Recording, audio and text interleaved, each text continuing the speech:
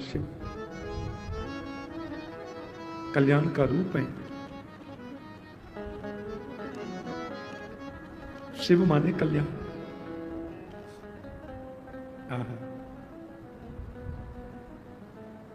शिव का ध्यान करो,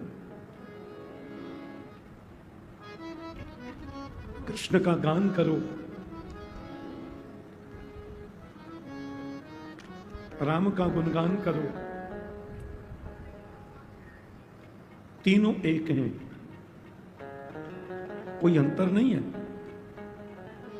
राम कृष्ण दो एक हैं, अंतर नहीं निमेष। इनके नयन गंभीर हैं, उनके चपल विशेष। राम ही कृष्ण है, कृष्ण ही राम है, और राम कृष्ण ही शिव है। और माफ करना, शिव ही दुर्गा है, दुर्गा ही लक्ष्मी है, लक्ष्मी ही परम्बा जगदम्बा भगवती। नारायण की तीन शक्ति हैं, ध्यान से सुनना। एक है श्री देवी, श्री देवी है रुक्मणी। एक है भूदेवी, भूदेवी है सत्यभामा। और तीसरी है लीला देवी, ये है साक्षात राधा रानी। बोलो जय श्री कृष्ण।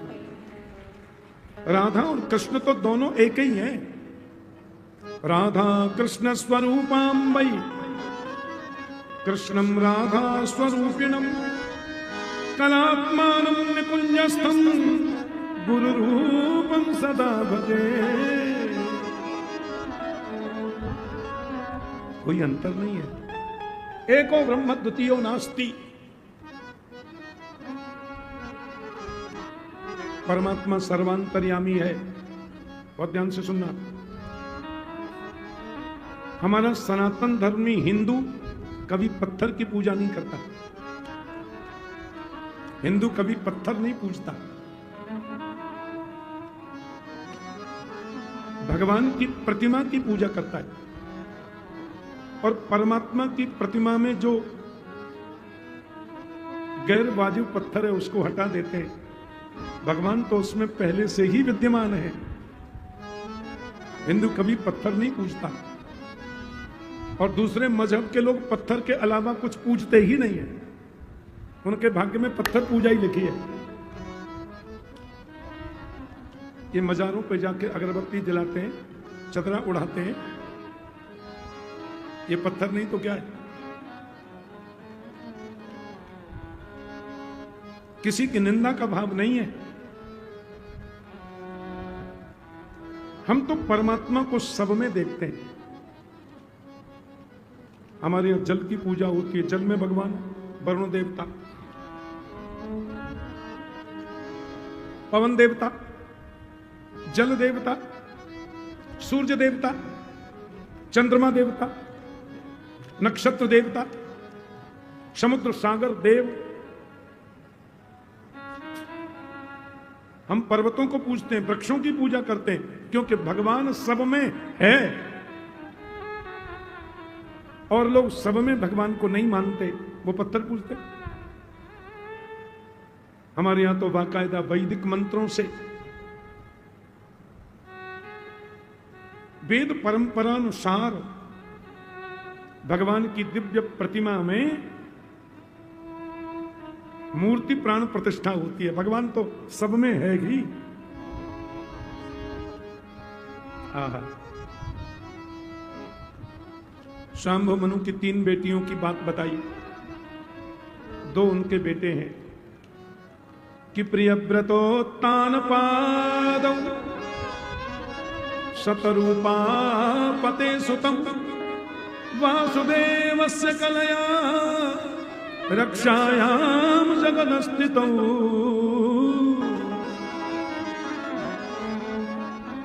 बहुत ध्यान से सुनना। शांभव मनु के बेटा जो उत्तानपाद है,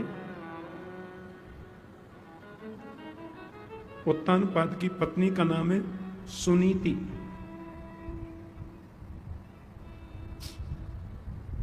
बेटा नहीं था। राजघरानों में थोड़ा प्रॉब्लम तो रहता था, बेटा नहीं, उत्तानपाद, बस।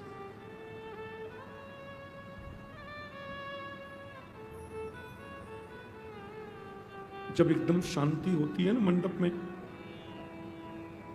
फिर मैं घड़ी नहीं देखता। वक्ता में कोई सामर्थ्य नहीं होती कि वो कथा सुना सके। ये तो श्रोताओं के चेहरे से पता चलती है वो क्या सुनना चाहते हैं।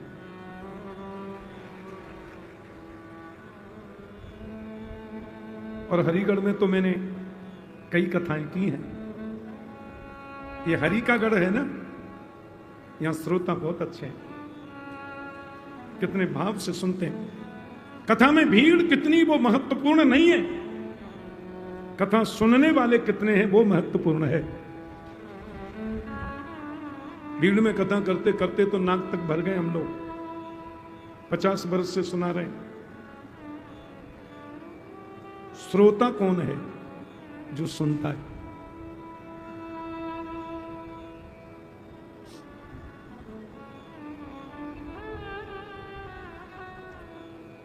पता नहीं 24-25 वर्ष पहले मैंने हरिगढ़ के मैरिस रोड पे कथा की थी। यहां एक मैरिस रोड है ना, कथा के आयोजक थे महेश नंदन अग्रवाल, और सब बहुत लोग सुनने आते कथा। ऐसे बढ़िया श्रोता। मैंने जब शास्त्री में कथा की तो हरिगढ़ से बहुत लोग रोज जाते थे सुनने, जैन इंटर कॉलेज के प्रांगण में। श्रोता बड़े अच्छे हैं। तत्क्षण प्रपठन विचारण परो भक्त्या विमुच्य नर। उत्तानपाद की पत्नी जो सुनीति है वो सगर्भा तो हो गई, पर राजा को ये पता नहीं था कि हमारी पत्नी गर्भवती है। उनको पता ही नहीं।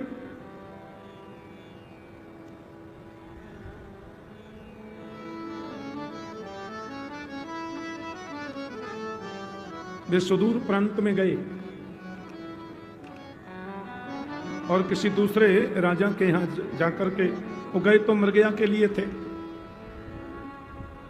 वन विहार करने, और उस प्रदेश की राजकुमारी को देखा और उसके संग गांधर्व विधि से शादी करके ले आए। उसका नाम है सुरुचि।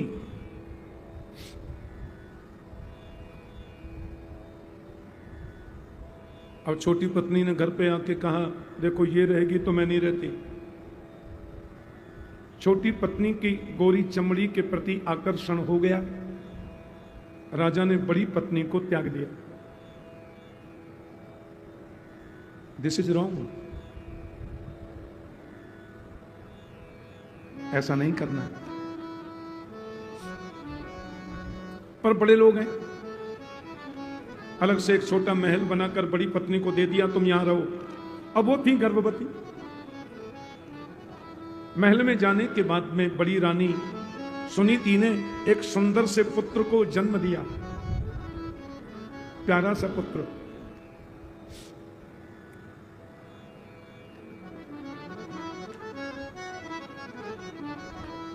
उसका नाम ध्रुव रखा। संतों के पास जाती थी। मैं कल भी कह रहा था कि संतों के सत्संग में जाओ तो बच्चों को साथ लेके जरूर जाओ। सुनते सुनते बच्चों में अच्छे संस्कार आते हैं।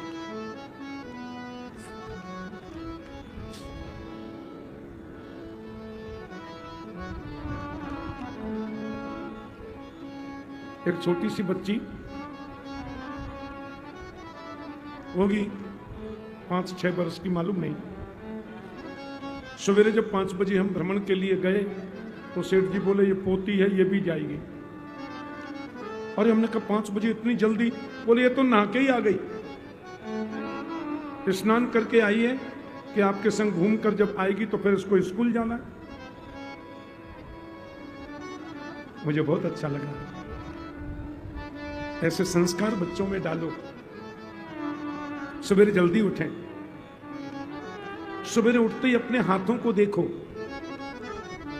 कराग्रे बसते लक्ष्मी, कर मध्ये सरस्वती, कर मूले तु गोविंद, प्रभाते कप दर्शनम। प्रभाते कर दर्शनम, कप दर्शनम नहीं। पृथ्वी को प्रणाम करो।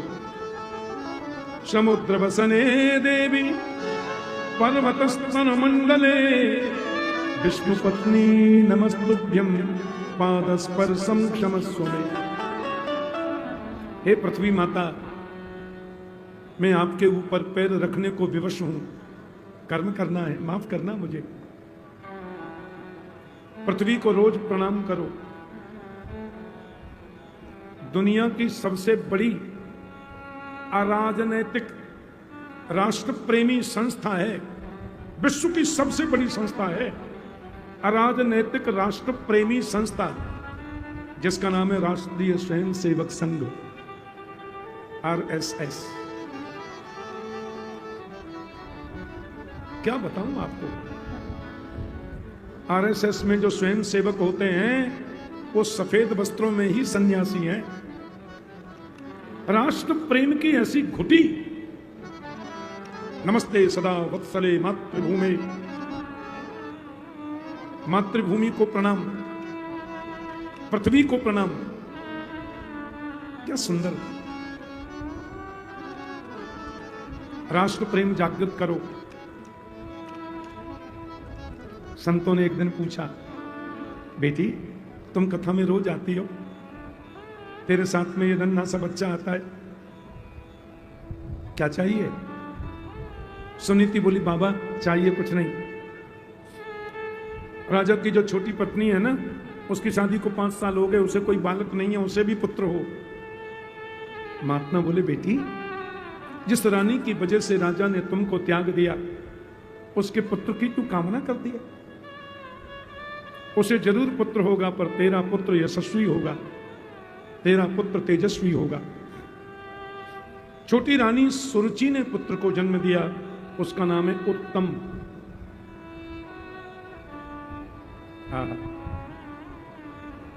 उत्तम।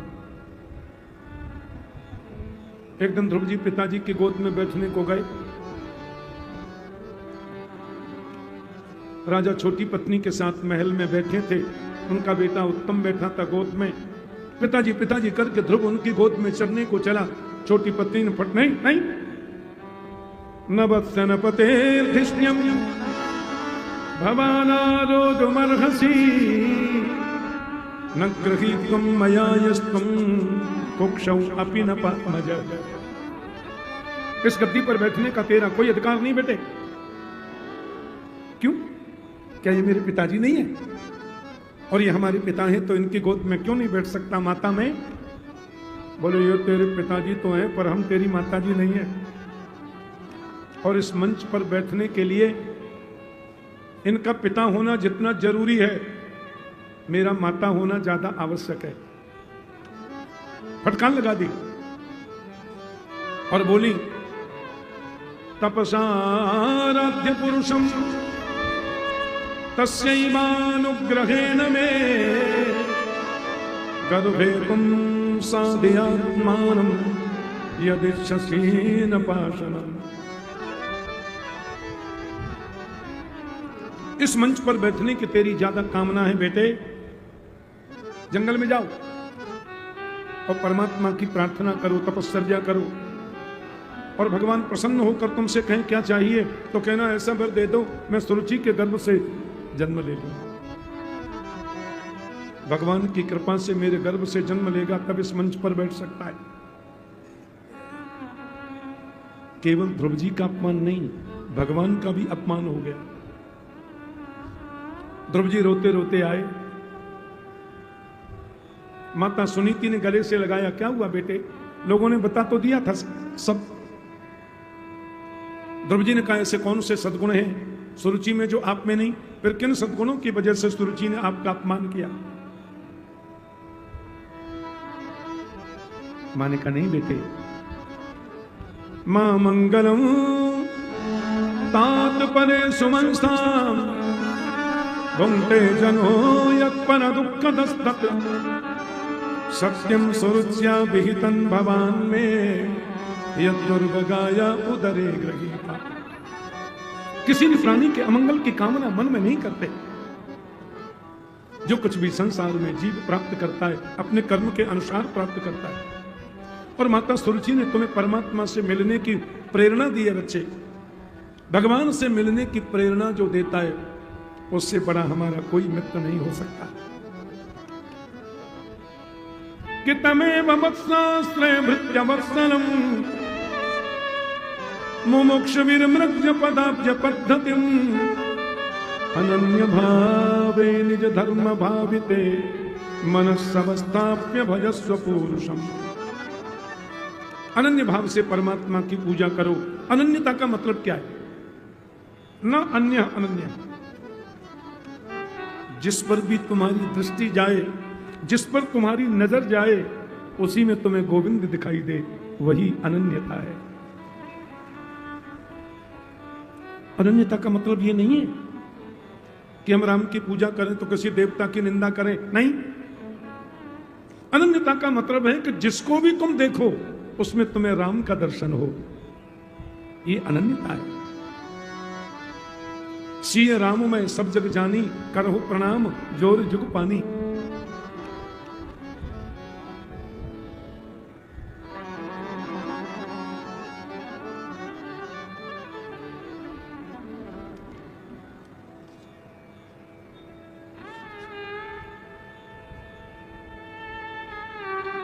ये विष्णु वार्ष्णेय जी का घर है।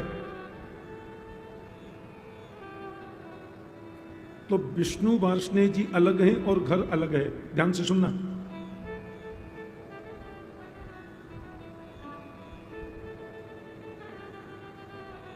लेकिन ये हार सोने का है, तो सोना ही हार है और हार ही सोना है। Good morning/afternoon/evening everyone.